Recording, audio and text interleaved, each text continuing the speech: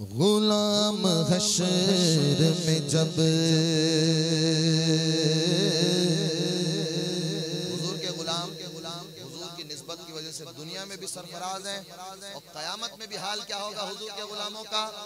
गुलाम हशर में जब सैयदुल बरा के चले, गुलाम हशर में जब सैयदुल बरा के चले, गुलाम हशर में जब सैयदुल बरा के चले,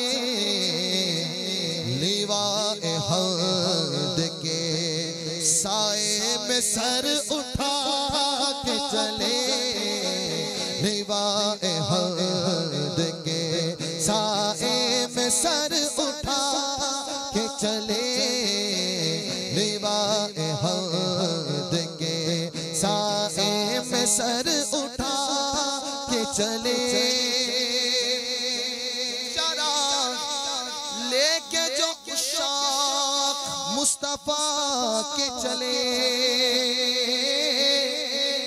चरा लेके जो उशाक मुस्तफा के चले, हवा तुंद के झोंके भी सर झुका के चले, हवा तुंद के झोंके भी सर झुका के चले, हवा तुंद के झोंके भी सर झुका के चले।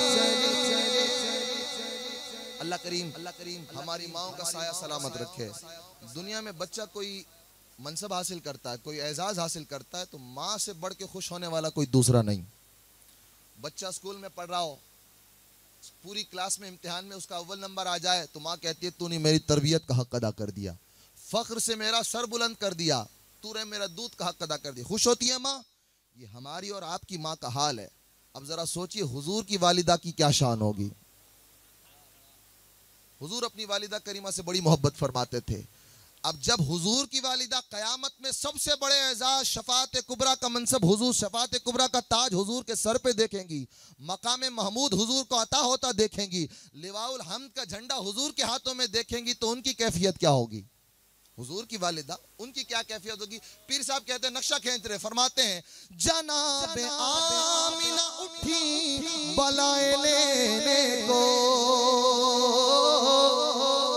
जनाबे आमिना उठी बलाए लेने को, कम कम जो सर पे ताज शफाअत का वो सजा के चले, जो सर पे ताज शफाअत का वो सजा के चले, जनाबे आमिना उठी बलाए लेने को, जो सर पे ताज शफाअत का वो सजा के चले, जो सर पे ताज शफाअत का वो सजा के चले। मोहब्बत से कहो सुभान अल्लाह, सुभान अल्लाह, सुभान अल्लाह, सुभान अल्लाह। यूसुफ अलैहिस्सलातु वस्सलाम का हुस्न, वो भी क्या हुस्न। लेकिन हुजूर फरमाते हैं कि यूसुफ को मेरे हुस्न का आधा हिस्सा अता किया गया, और फरमाया यूसुफ को अल्लाह ने हुस्ने सबाहत अता किया और मुझ मुस्तफ़ा को हुस्ने मलाहत अता किया। हुस्ने सबाहत क्या है?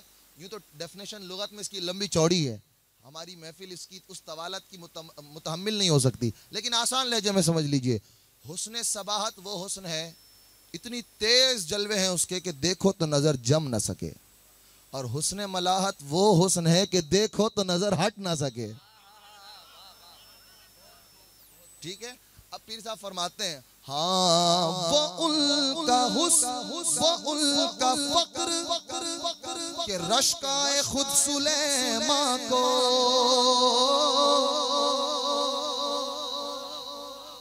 आका की चटाई की तो वो शान है वल्ला,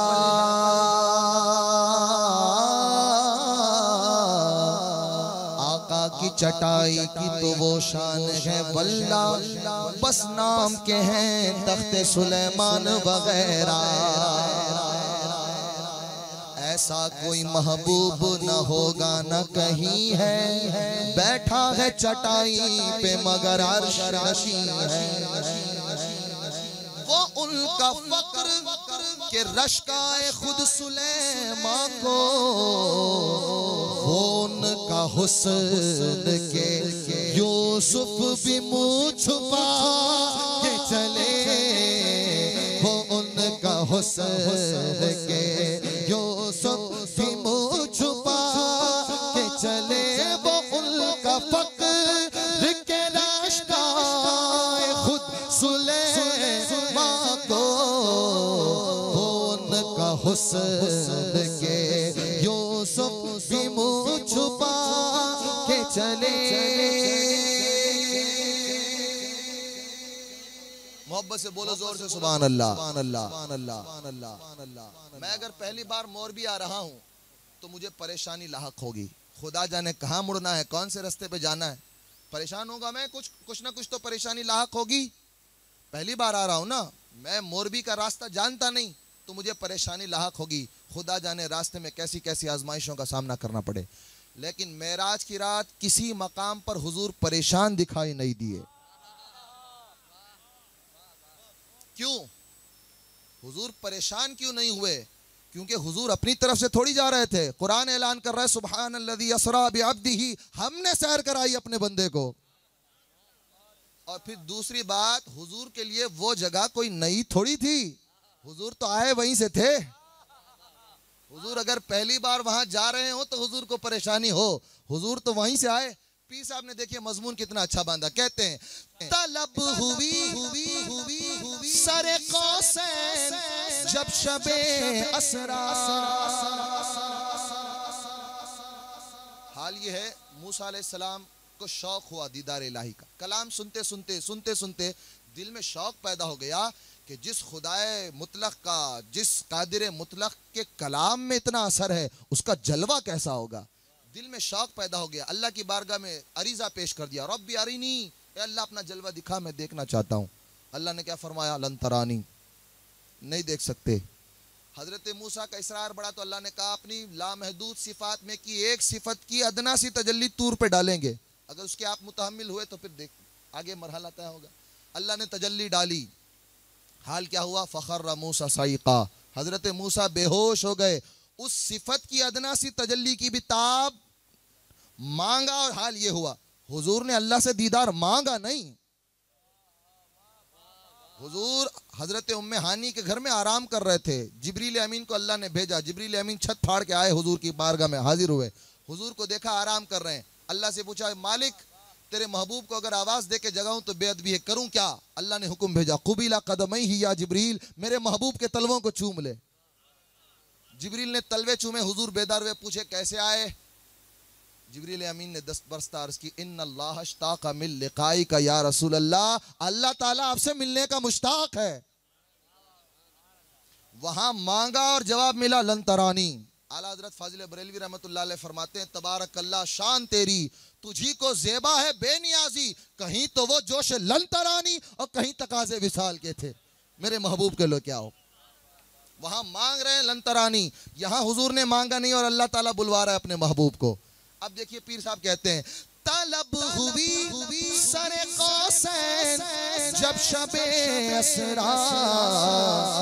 अल्लाह ने बुलाया तो हुजूर परेशान नहीं हुए कि कैसे जाना है, बल्कि हाल क्या था, हुजूर वाकिफे मंजिल थे, मुस्कुरा के चले।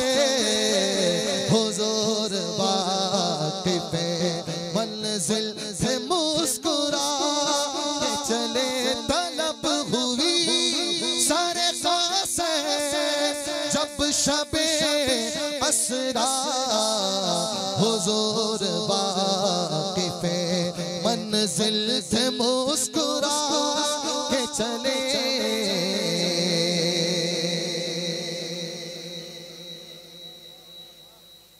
अल्लाह ताला हम सबको मदीने की बार बार बाद हाज़िरी नसीब करे। मदीने जाते हैं तो कैफियत देखिए आशिक की क्या होती है। कहते हैं पीर नसीर साहब, ये किसका शगर करीब आ रहा है देखो तो, इसको कहते हैं तजाहुल आरिफाना। ये किसका शगर करीब आ रहा है देखो तो, दुरूद पढ़ते हुए काफिले हवा के चले, दुरूद पढ़ते हुए काफिले हवा के चले, दुरूद पढ़ते हुए काफिले हवा के चले। मोहब्बत से कहो सुभान अल्लाह। इस्लाम पाकी का दर्स देता है। पैदाइश से लेकर मरने तक पाकी ही पाकी है, बल्कि पाकी आधा दीन है मुसलमान के लिए। अल्लाह ताला हमें जाहिर और बातिन की पाकी और सफाई नसीब फरमाए। हमारे यहाँ मुर्दा, उसके लिए निहायत पाकी का एहतमाम किया जाता है। एकदम नहला धुला के साफ सुथरा लिबास, उसको महका के, उसको सुरमा लगा के, तैयारी करके एहतमाम के साथ कब्र में दफन करते हैं। ये एहतमाम बताता है कि अगली मंजिल जो इस मुर्दे को पेश आने वाली है वो मंजिल बहुत अजीम है। ये तैयारी बता रही है कि अगली मंजिल में कोई खास मरहला है।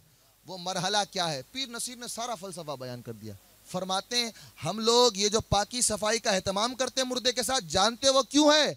शेर में कहते हैं नजर आलम पाकीज़गी पड़े उन पर। एक लतीफ नुक्ते की भी मैं बात अर्ज करूं आपको।